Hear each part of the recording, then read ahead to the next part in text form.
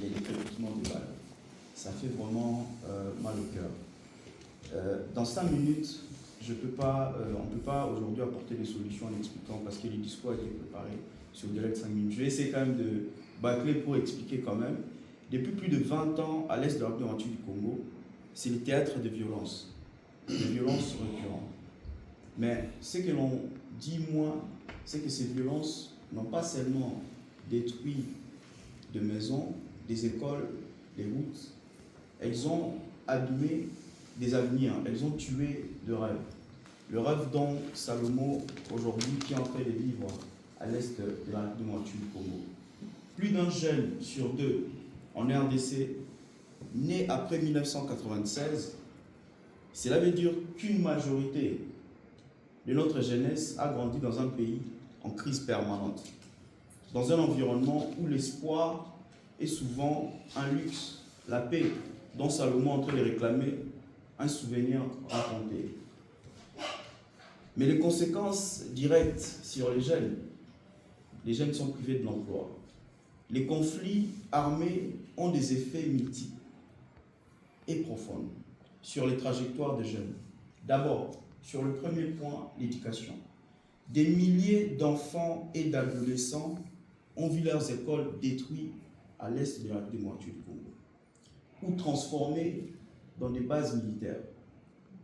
D'autres ont fui avec leurs familles.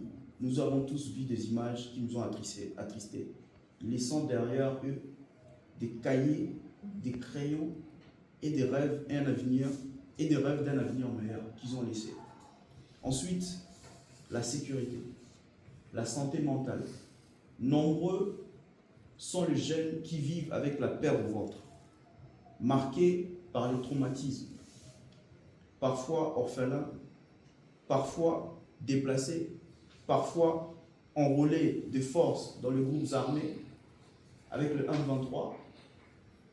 On oublie souvent que le traumatisme est aussi une blessure de guerre, mais une blessure qui est invisible. Ces traumatismes dont beaucoup de mamans ont souffert avec les violences qui se sont passées, que les docteurs qui essaient de réparer, ces traumatismes aujourd'hui perdurent encore. Puis vient l'aspect économique. Sans formation, sans travail, sans perspective, beaucoup de jeunes n'ont d'autre choix que de survivre.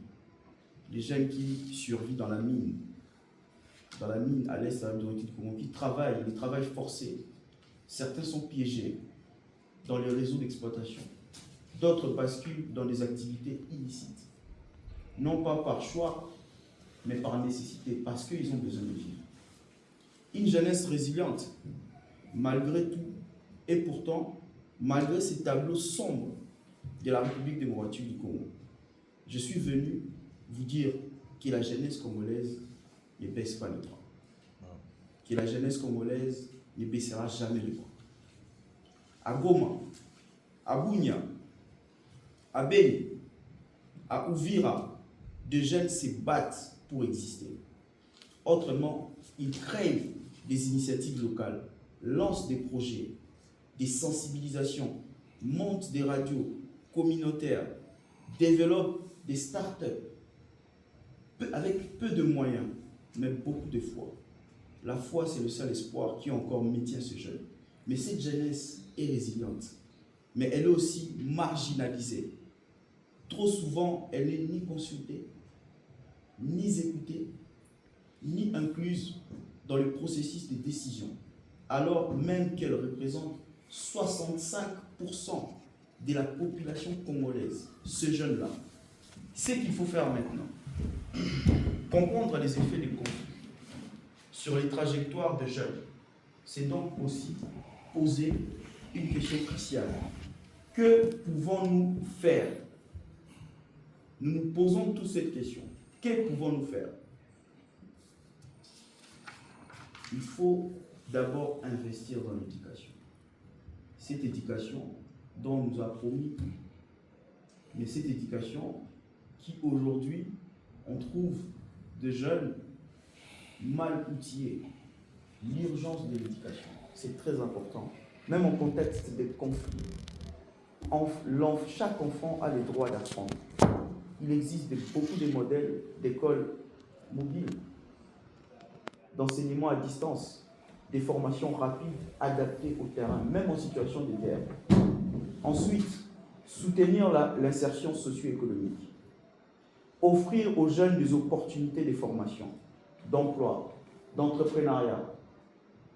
Créer un environnement où leurs idées deviennent des solutions pour leur communauté. Et surtout, les inclure dans le processus de paix. Le processus de paix dont le jeune Salomon est en train de réclamer à l'est de la République du Congo. Le jeune doit faire partie des dialogues, des négociations, des reconstructions. On ne peut pas construire un avenir sans ceux qui vont le porter. Mesdames et messieurs, le temps nous est imparti, mais je vais quand même raccourcir mon discours pour conclure. Derrière chaque conflit, il y a une jeunesse qui attend. Derrière chaque balle qui crépite à l'heure actuelle, il y a un avenir suspendu. Derrière chaque silence, il y a un cri étouffé. Mais derrière chaque jeune, se relève, qui parle, qui agit, qui prend le courage de témoigner, il y a une victoire sur les chaos. Aujourd'hui, je vous invite à regarder la jeunesse congolaise autrement. Non plus comme un problème à gérer, mais comme une solution à renforcer. Je vous remercie. Thank you.